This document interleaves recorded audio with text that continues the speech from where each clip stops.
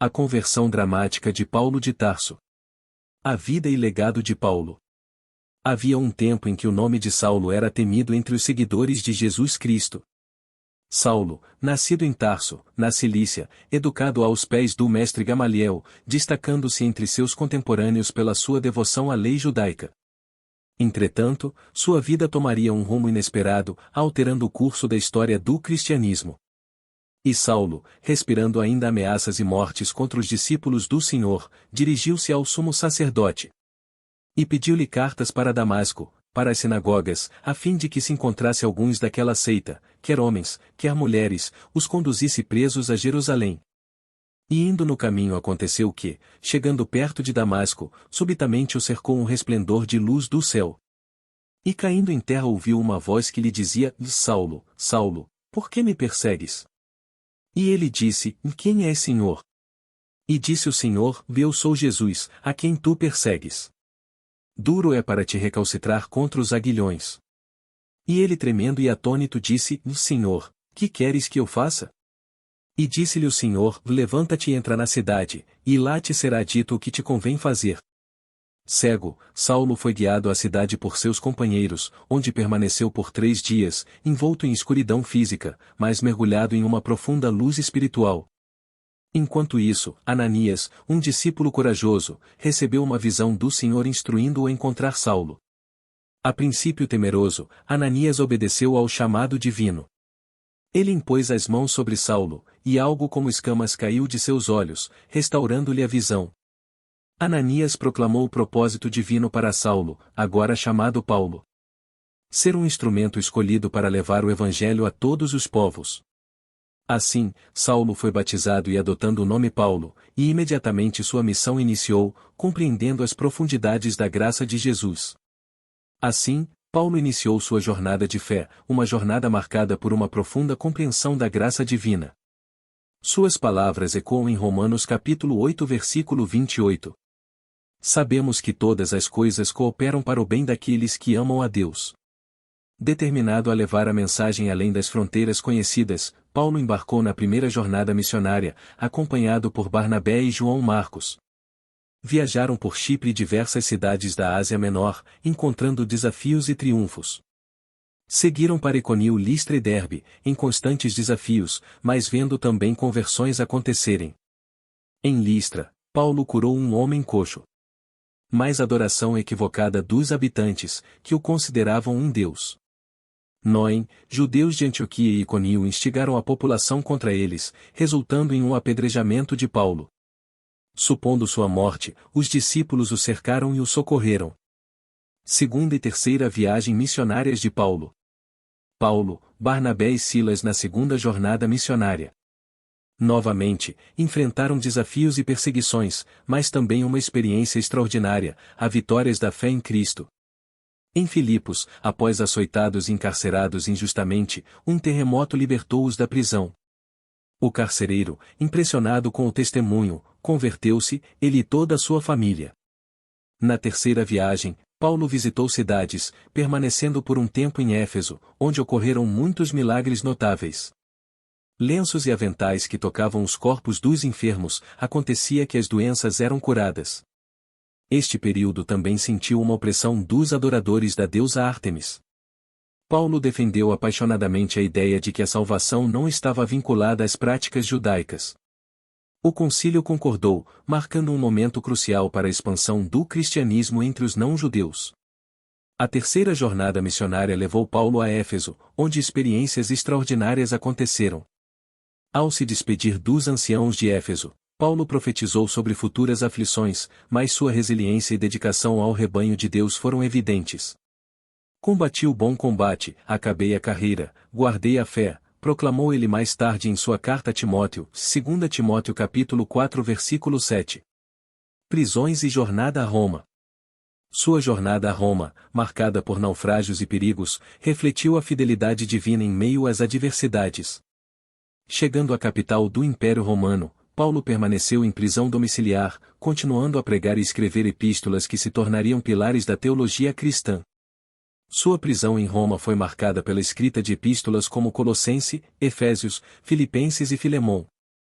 Despedida dos anciãos de Éfeso. Ao sair de Éfeso, Paulo e os anciãos da igreja em Mileto fizeram uma despedida para uma emocionante viagem.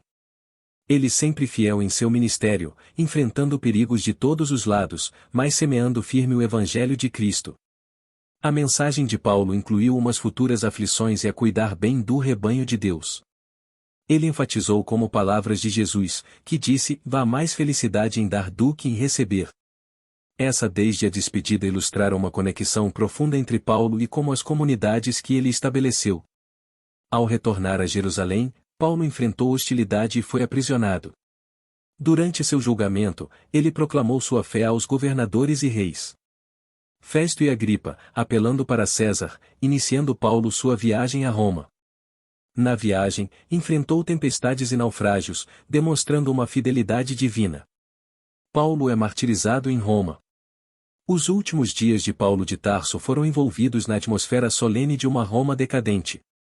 O apóstolo, que uma vez perseguiu os seguidores de Jesus com zelo, agora estava no epicentro do Império Romano, não mais como perseguido, mas como prisioneiro.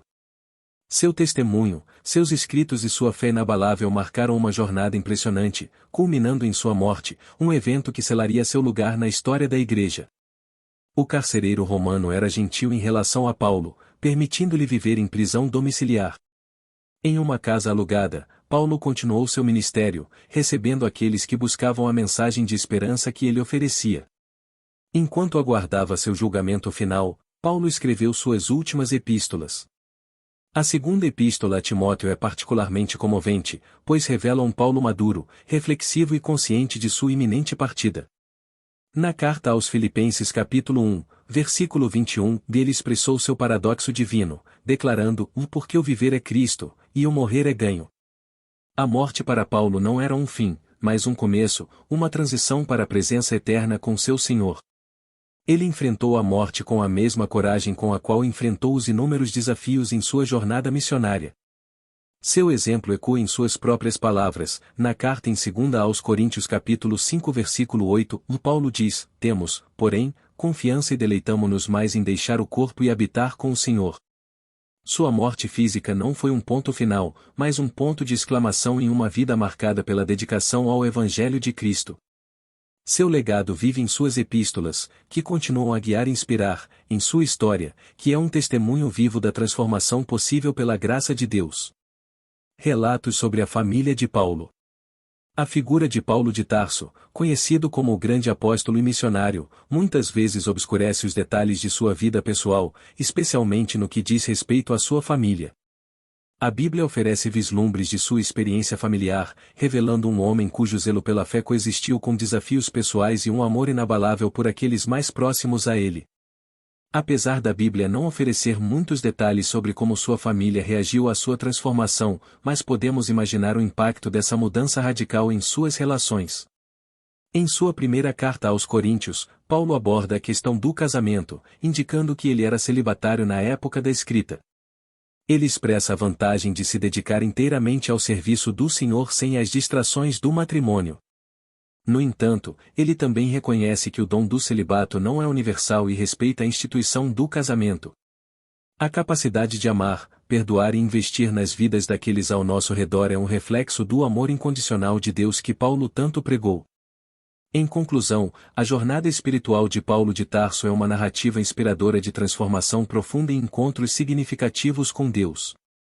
A vida de Paulo de Tarso nos lembra da capacidade de mudança e renovação que a espiritualidade pode proporcionar. Seu testemunho ressoa como um convite para que cada um de nós busque encontros transformadores com o divino, independentemente de nosso passado ou circunstâncias atuais. A jornada de Paulo destaca a importância da fé, da graça divina e do comprometimento pessoal na construção de uma relação significativa com Deus e na contribuição para o bem comum.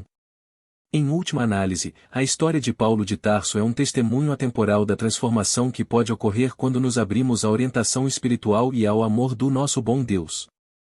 E você, querido ouvinte, já teve um encontro com o Senhor Jesus? Se não teve, convidamos você a aceitá-lo como Senhor e Salvador ainda hoje. Amém.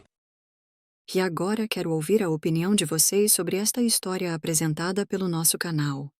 Deixem nos comentários o que mais gostaram deste vídeo, o que acharam surpreendente ou qualquer outra ideia que tenham para os próximos vídeos. Afinal, este canal é feito para vocês. E se você ainda não é inscrito no nosso canal, inscreva-se agora mesmo para não perder nenhum conteúdo incrível que estamos preparando para vocês. A sua participação é fundamental para o crescimento do nosso canal. Até o próximo vídeo, pessoal, e fiquem com Deus.